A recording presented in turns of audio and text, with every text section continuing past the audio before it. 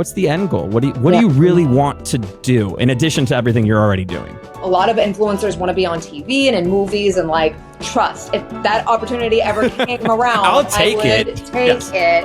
Yeah. My heart, though, is like truly on stage, and I really want to be on Broadway more than anything. Like, you can give me 500 million more followers on my platforms, and like, that would not make me feel as fulfilled as like booking Live Broadway theater. one day.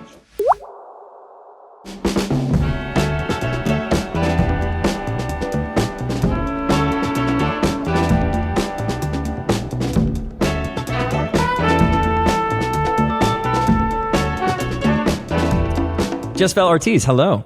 Hello. How's it going? Good. I like your sweater a lot. That's just it's a very friendly, inviting color. Thank you. Butter yellow is so in these days. So. Is it? I'm taking fashion advice from you. Hell yeah. You've looked incredible on these carpets you've been on lately. You're in Hamilton 10-year anniversary, VMAs, which is my home stomping grounds. Tell me about it. You've been everywhere. Oh my gosh. Yeah, it's actually been a really busy year. I've been very, very fortunate to be busy with so many things. I did a show earlier in LA. I have a background in musical theater, so I actually did a musical called One for My Baby back in February and March. That was fun. And then after that, I went to Coachella with Neutrogena, which was super fun and amazing. And then, I went to the Hamilton event, which was crazy. And the craziest part about it was meeting Lin-Manuel Miranda. Yeah, after all of your TikToks and Reels too. That's gotta be, was it intimidating or was it just like, no, I'm finally here? So this is what happened. So I'm at the event and the Disney team was like, hey, do you think you could come in your Hamilton costume? And I was like, do I have to be in it like the whole time? Right, like I wanted to look like a certain type of way. Yeah. They were like, well, you can bring your dress, you can walk the carpet, and then can you change? And I was like, okay, fine. So that's exactly what I did. And they wanted to take, some Hamilton content, of course, which I was extremely down to do. And then I'm literally standing off to the corner with my friend, and we're just like chilling.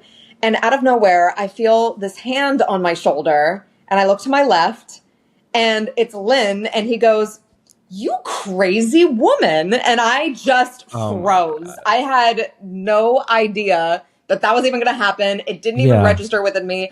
All I could process, all I could do was grab my phone and like take a selfie with him, and then he like ran away. And I was like, immediate protocol. Yes. Make sure there's proof. Yeah, that was crazy. But then we had a nice little moment, right after he was talking about the movie right before it began, and whenever he was coming off the stage, he tapped me on the arm, and I was just like, oh hey. So like, you're like, we're pals, we're real ones. It's cool. You know what? He has been like my icon of just career theater, everything since I was like 15 years old. So like this really has been amazing, just getting to connect with him in like a very small capacity. So it's so cool. And for people that don't know too, like a lot of people know Lin-Manuel Miranda, obviously for Hamilton.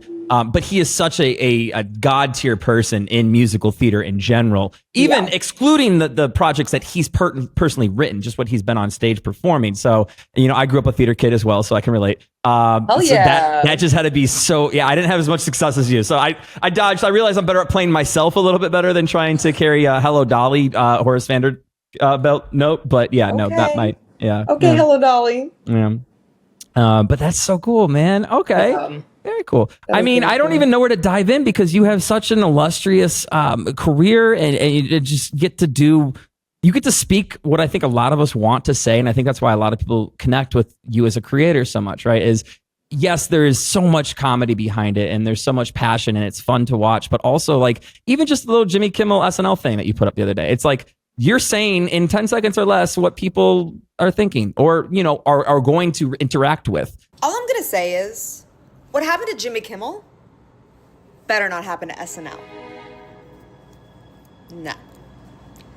That is where I draw the line. Were you always okay speaking your mind? Like, was it one of those things where it's just like, I'm here to be a mouthpiece, or were you shy? No, I mean, not always. I was like I always looked at myself as like a very stupid person, like in high school and like even through college. And I was like, I don't feel like I have the brains to like speak on things, but like I have a very, very, very smart group of friends, and they made me realize, you know what, Jessica, no, like you know what you're talking about. Like you have a very important voice that people like look up to. So like it was really only just like the past year that I started making like content about like, you know, very topical things that are very important in this world that I think should be discussed. And like, I feel like I should use my platform for more than just, you know, goofy times. Like I mean, I was obviously very thrown from the whole Jimmy Kimmel thing. And of course, like SNL is very important to me and like very important to a lot of people. And so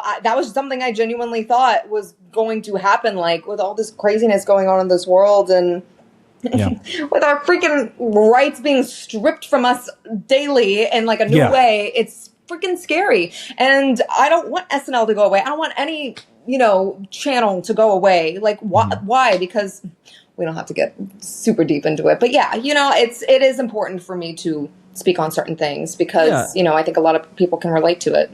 And in tandem with that, you know, we don't have to get too much into the weeds. I think, you know, this would be a very different podcast if we went the whole political route, which I'm fully plan to have that conversation with you if you want to have it off camera. We're on the same side here, man. But you know, to keep it light for a second, you know, it's still, you can't just ignore real issues, especially when it comes to censorship and especially when it comes to differing opinions, right? Any person in their right mind knows that you're not going to always agree with someone, but the minute you start to pull that away from people, even in an entertainment realm, no less, too, that's problematic. Exactly.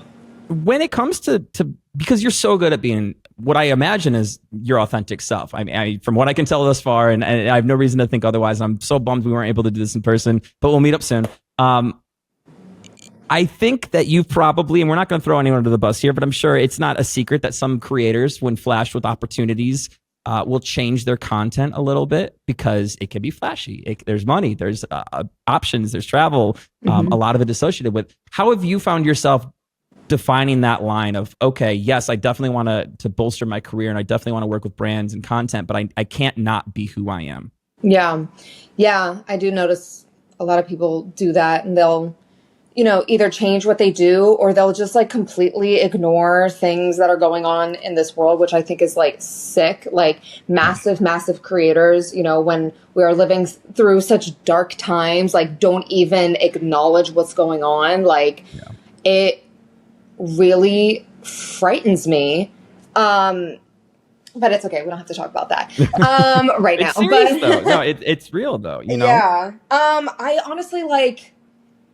I always, you know, try to.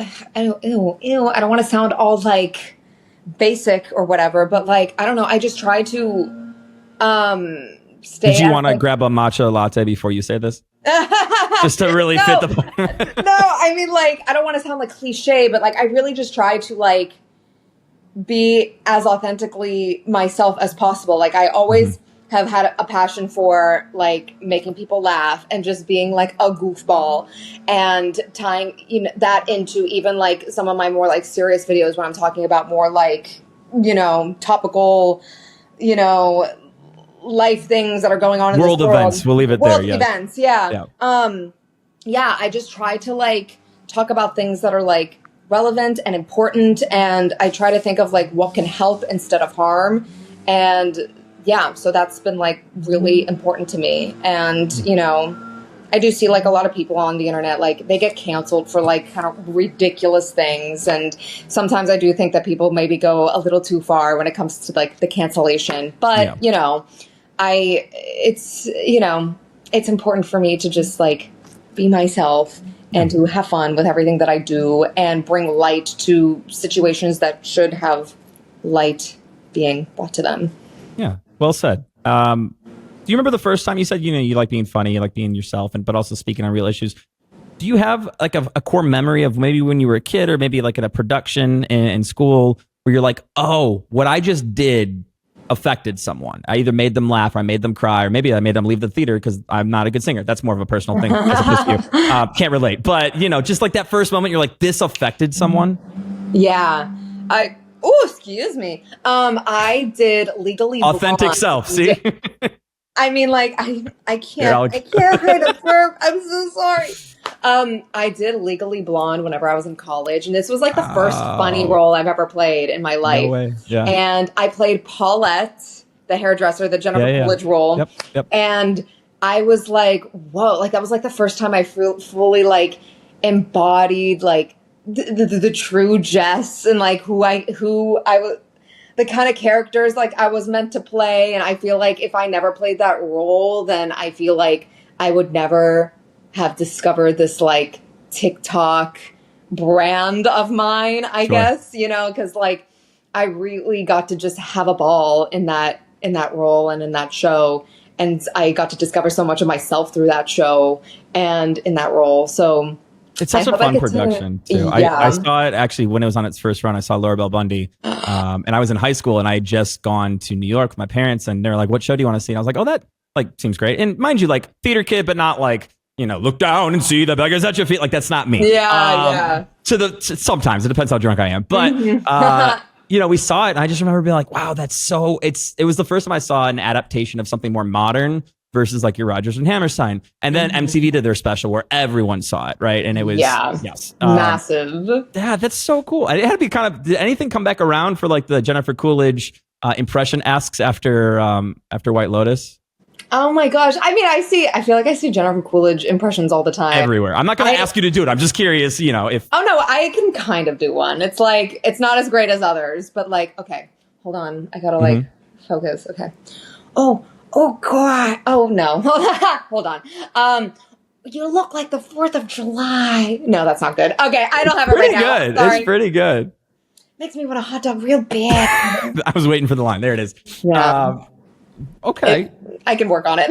No, you're fine. We'll give notes after. It's fine. It's all good. Perfect. No, you have such a cool history and tying together. You know, I think it's probably a question you get asked a lot by, you know, aspiring creators or kids of the like of like, how do you do it? How do you, you know, get yourself out there and whatnot? And we'll jump ahead a little bit. You know, it's the secret is just like be yourself and put it out there, you know, for the initial start. But now that you've got more than a few, you know, followers, I think we're in the 1 million club on most platforms. Congratulations. That's got to be so cool to say.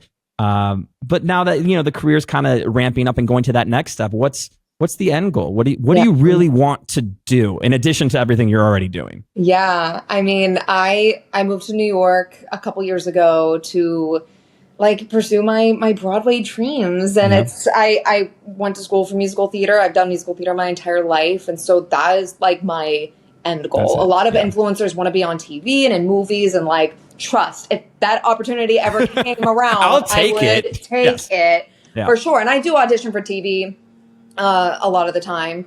My heart though is like truly on stage, and I really want to be on Broadway more than anything. Like I actually spoke with another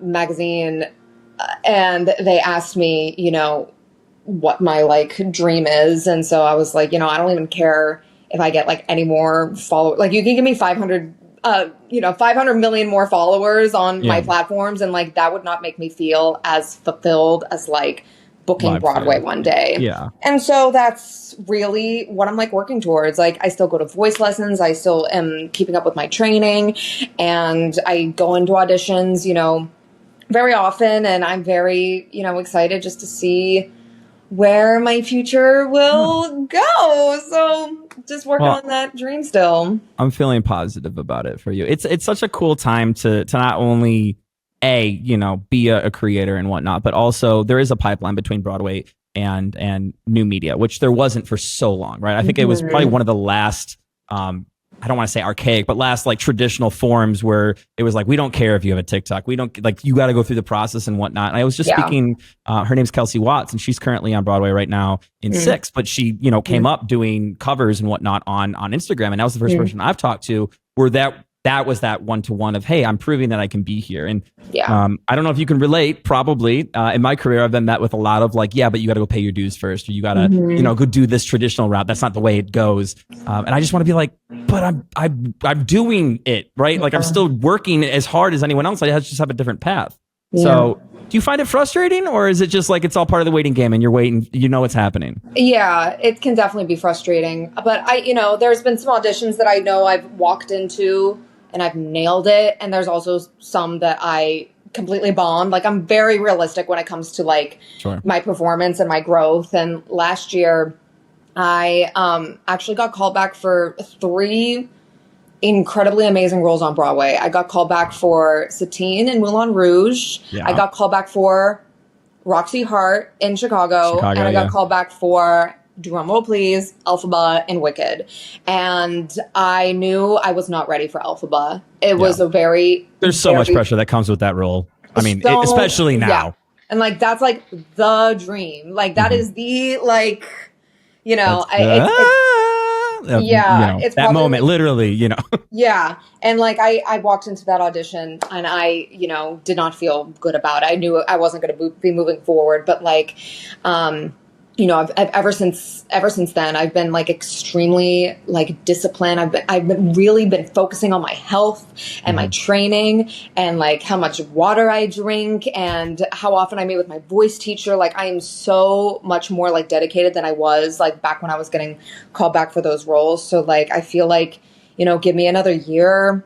I feel like I could go in and nail it. And I just, you know, do think that the work is like the most important thing about all of this, because like, yes, it's great to have a TikTok platform and everything, but I do really want to like book something because I know I've earned it and I feel like I'm ready. So yeah, it's not an if, it's a when, but yeah, you have to put the work in, and there's different ways to do it. Kind of what I was getting at, you know, it's not the traditional, there's only one way to get there, but you still, there's no way to shortcut actually doing it. And if you are in a position where you do get an incredible opportunity, maybe by taking a shortcut, it's not going to last if you didn't put the work in. Yeah. That's so cool, though. Okay, so then let's get into the mental health side of it for a second, because rejection's not easy, especially in theater, especially in entertainment. And I'm sure that's only compounded by you putting yourself on the internet as a creator daily. What gets you through it? Yeah. Well, last year I got a little golden retriever puppy, and that has changed my life completely. And he's truly like my little therapy dog, and it's really, really great. I also have my little therapy cat. This is Penelope. Hi, Penelope. Oh my gosh. Penelope's not having it right now. I just woke her up from a nap. She's very bad. No. I'm so sorry. You're ruining her day. I used to be in therapy, but I've just honestly been extremely busy, and I'm trying to find like a solid 45 minutes in my week again to go back, because that has really like changed my life. And last year I was dealing with a lot of rejection. Like I said, I got called back for like major roles. Yeah. Roles. You know, I didn't book a single theater job last year, and I was like feeling extremely defeated. Like, a lot of the things in my content creation world was going amazingly, but like the thing that I cared about the most, the thing that I've worked towards my entire life, is like I keep just getting slammed down further and further and further, and it was just taking a massive toll on my mental health. And so I was going to therapy like consistently for like 3 months, and it like really got me back up and made me feel so much more inspired, and I felt so much more like self-confidence. And I think everyone should go to therapy. I even tell my boyfriend all the time, I'm like, go to therapy. He's like, no, I'll just run. I'm like, just run. Okay. He's like, I'll just run. I tried that for a while. Tell him that I'm a proof of, you can run for a while, but at some point you got to talk to someone. I get it. Yeah. Okay. Yeah. I mean, this is a question it might be tried and true. I ask a lot of people, because I have to ask myself this a lot. And we work in this world where hopefully we're doing this and we're putting up with this craziness because we truly are passionate about the entertainment, the singing, the stage performing. But when your passion becomes your job, at some point you still need a release somewhere else. What is that release for you? I mean, like I said, I got my dog last year. And it's caring for a small child. That's what it is. Yeah, no, truly. Like I just love taking him out, like being outside. I just love like going on walks and, you know, listening to my music. I take him to the dog park every single morning whenever I get up. That's like my morning routine. I get up, get a coffee, go and take him to the dog park, let him run around with all the dogs. And I also love biking. I bike around the city as much as I can, and that is... Are you a city bike person, or do you have your own? No, I'm a city bike person. City bike, hell yeah, I love it. If I had space in my apartment, I would put a bike somewhere, but it's too convenient. and you're not responsible for it. Exactly. I don't want my bike ending up in the Hudson. That's right. That's their problem, not mine. Yeah, exactly. So yeah, and I also have I have a really great group of friends and who also are in theater, and I went to the theater school with, and we like to go see shows and go into the city, and just enjoy the New York City Broadway scene. And so yeah, those are like my favorite things to do, like my hobbies, I guess. The theater thing isn't really I mean, I guess watching theater is like a hobby, but yeah. No, I mean, New York itself can be a hobby. As someone who's lived there for many, many years, and I go back and forth frequently, I get it. Like the other day, I was literally I love that we're talking about New York and we have like the loudest sound in the background possible. Oh my gosh, can you hear You're totally fine. Can I hear the vacuum that's in the back? No, it's the wind blower, dude's. Oh my God, you're totally fine. It's no, it adds authenticity to it. Yeah, it was just one of those things. I was at like 49th and 8th, and I ended up at like 12th and Broadway. I mean, it's just one of those. You just walk and you're just looking and exploring and whatnot. As someone that moved to New York, I know you grew up in. It was in New Jersey or around. I grew up in Pittsburgh. I was born in Morristown, New Jersey. Okay, got it. And I moved to Pittsburgh whenever I was 2 years old, and then I grew up there. Went to college. I went to Penn State University, and then I moved back during COVID because I graduated college in 2020. Oof. And then that's whenever I started my content creation journey. And then I moved here. Well, actually, I moved to Virginia for a year because of my ex-boyfriend. But then we moved here after that. But then we made it. Then we made it. A little false start. How has New York been? I mean, I can see you lighting up talking about it, but I think so many people, it's so valuable. I get the question all the time. So I'm in Chicago full time, but constantly I'm getting the okay, which one's better? And I'm like, I'll always say New York, but they're very different cities. Yeah. So what's like your lead with like what makes it so special? I mean, the theater scene is like the number one thing for me. Like, I just think it's great. And just the ambiance and the pace of the city, the crowd, the type of people, the arts here, I just think are so great. And I have such a solid group of friends here that are just amazing. And like, I just love the work ethic of everyone here. Everyone's such a hustler. The hustle is so real. And people will be like, you're just saying that. You have to live in it. Otherwise you don't. Yeah, exactly. Like, I hate, like a day off is like my worst nightmare. Like sitting on my couch and doing nothing all day is like, I cannot do that. And luckily I have like such hardworking, motivated people all around me who just like always want to, chase their dreams and work towards their goals. So that's really great. Also, the food here is spectacular. It's so good. So, yeah. Did you have a welcome to New York story? I think everyone has to have something where it's like you move there and something happens and you're like, oh, this is a very different city than I anticipated. I mean, I've been coming to New York like my whole life. Okay. And so, like, because my dad's from the Bronx. And so we would come at least once a year and like stay for like a full week. So I'm very familiar with the city. It's definitely like nothing that I'm not used to. Hey. I had a man throw his iced coffee on me. I think it was iced. I was crossing the street. And he threw his iced coffee. No, I didn't instigate anything. And he goes, "Welcome to New York." I'm like, "How'd you know?" Like, first of all, how did you know I just got here? But second of all, just one of those. I feel like everyone I've talked to always has something. But okay. Yeah, what part of the city are you in? You could be vague. Okay. Confession. Yeah. Are you not in the city? Oh my God, you're the worst. I'm in Jersey City. You're the worst. But look, there I live. There's New York, literally right there through my window. You're the worst kind of person. I can see New York, so I'm in New York.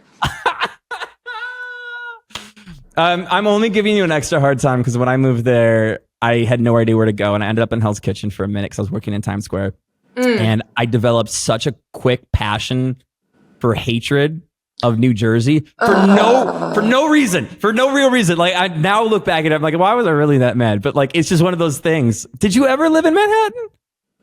Honey. No, okay. I wanted to listen. I'll tell you the story. Of why. Okay. So like I said, I lived in Virginia because of my ex-boyfriend. The worst. He moved. We moved there for work, for his work, and then I was like, okay, you can, okay, whatever. We're not going to say his name, so it doesn't matter. So he was a pilot. and he wanted to fly out of Virginia. So we moved to Virginia for that. And then I was like, wait, you can actually fly out of Newark. And then, I can be here and chase my dreams while you are still doing your work. And he was like, okay, but the compromise is Jersey City. So that's why we ended up moving here. It wasn't my choice. Yeah. I wanted to move not your to Manhattan. fault. It's not your fault. Yeah. And so then I scored a great apartment here. And once you get one, you can't let go of it. Yeah. And I met my now boyfriend here in Jersey your City. new golden retriever, right? That's what you said in the post. Yeah. No, I have 2 golden retrievers, my boyfriend and Rico. Love it. Mm-hmm. I love it. No, Jersey City's it's gorgeous. I'm just being such I want to say words that I probably shouldn't say as we broadcast. But yes, I get it. It's a very quick 10-minute, 15-minute ride to the city. Even if we never actually accept you as being a New Yorker, it's fine. Well, my train that's literally right down the street from me, it's a 3-minute train ride to get into Manhattan. So I'm just giving you No, it's fine. I get it. Well, we are speaking everything into the universe. Do you have a dream role? Is there a dream show? I mean, obviously, Alphaba, you mentioned. I've gone in for them all, so. Yeah. I mean, Alphaba has always been a dream role of mine. Phantom of the Opera is not on Broadway anymore, unfortunately. It used to be Christine Daae in Phantom of the Opera. I mean, there's going to be a revival, so at some point. Well, there kind of is. There's Masquerade right now. Yeah. That's the immersive Phantom. And I saw it the other day and it was life-changingly amazing. Really? Yeah. So it's like an off-Broadway production of some of the off-Broadway stuff is so cool, though. I know. So cool. No, it's been really great. The theater that's on, all the shows that are on Broadway right now have been nailing it. This was a great season. Yeah. Sunset Boulevard this year was fantastic. Very, very. I've heard incredible things. Yeah. Would you tour with the production? Yeah. I actually went in for a couple of things recently. So just kind of waiting to hear back.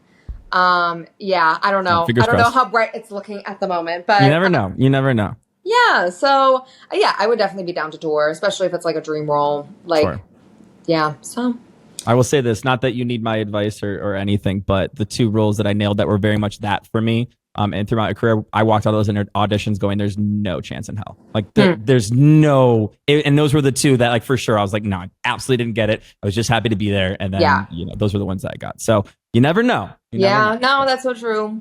Yeah. That's true. Well, you're an incredible talent. You're even more lovely to speak with. I can't wait till we can hopefully do a proper catch-up interview when you book the big role. Not that you're not already killing it on Instagram and TikTok and you name it. But no, I'm enjoying watching the journey, and it was so cool to get a chance to talk. Thank you. I really appreciate it. It's been fun. I have a couple upcoming things that I'm really excited about. Yeah. If we'll find out more soon. Well, wait, what? I said, will we find out more soon, or are you able to? I can chat about it now. Hit me. If that's cool. Hit me. So, one of my good friends, she is on Dancing with the Stars right now as one of the professional dancers. Her name is Daniela Caragoche. Yeah. And my gosh. She is fabulous. She's partnered with Dylan Efron on the show, and they're killing it. Tough break. Yeah, I know. They're such a sickeningly amazing couple together. Yeah. They're great. They're gonna nail it. So anyways, she has a jewelry line called Dainty, which I am so excited to be partnering with her on her jewelry line. Yeah. And I'm actually going to LA in a week, and I'm going to be shooting some content with her to promote the jewelry. Yeah. And as you can see, I love my little rings and my things, my rings and my things. And so, yeah. Okay, Little Mermaid. Yeah, we're going to be partnering together on the jewelry line. And I'm going to go see Dancing with the Stars live. She's getting me some tics. Yes. So I'm very excited to go watch the show. So yeah, that's one of the things I'm really excited about that's coming up soon. You should be. I mean, that's so do you get a say in designing the jewelry, or is it? Okay. I'm gonna have my own little line. It's Dainty times Jess Val, which I'm really excited about. That's very cool. Mm-hmm. Well, I can't wait to see it. We can't wait to chat about it more. Thank you. I can't wait to talk when all the things continue to just come to fruition. And maybe, I don't know, maybe a move to Manhattan at some point. Jess Val Ortiz. Thank you Hopefully, we'll so see. much for taking the time. This was such a fun conversation. So I can't wait to catch up soon. Thank you so much. I know this is great. I really appreciate being here.